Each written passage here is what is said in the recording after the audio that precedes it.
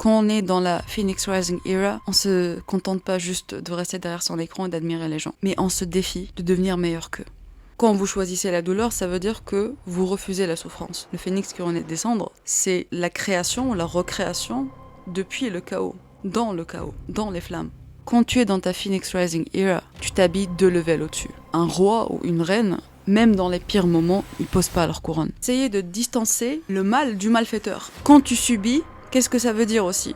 Ça veut dire que tu as laissé quelque chose se produire. Je veux bien souffrir, mais pas gratuitement. Il faut que ça serve. Une fois que j'ai coupé quelque chose, je la recycle plus. Ce qui dégage de ma vie, dégage de ma vie. Et c'est pas avec les affirmations positives que tu arrives à faire ça. Donne-toi des preuves, de croire en toi. Ne te raconte pas du bullshit. Oui, je peux le faire, je suis très belle, je suis machin, je suis truc.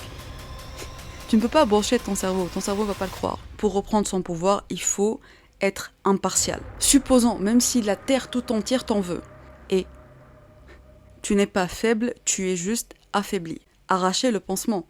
Arrêtez de traîner les cadavres. Et c'est ce que vous voulez faire, en fait. Vous voulez devenir un exemple.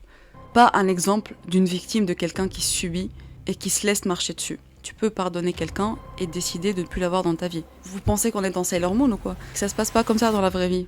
Faites gaffe à qui vous parlez.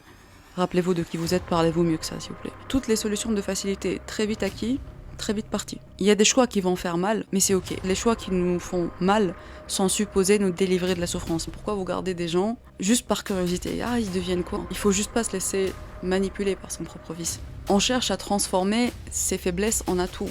Transformer ne veut pas dire détruire.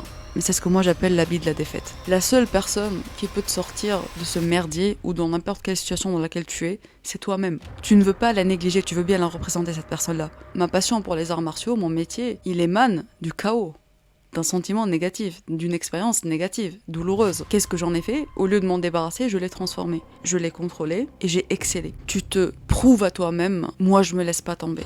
Même si le monde entier me laisse tomber. Ça veut pas dire que tu passes pas par une phase difficile, mais ça veut dire que tu ne dois pas la représenter. Tu ne dois pas te définir de manière perceptuelle aux autres ou à toi-même par rapport à ce qui t'est arrivé. Tu dois définir ce qu'il y a de plus haut en toi. C'est ça le glow-up que vous voulez.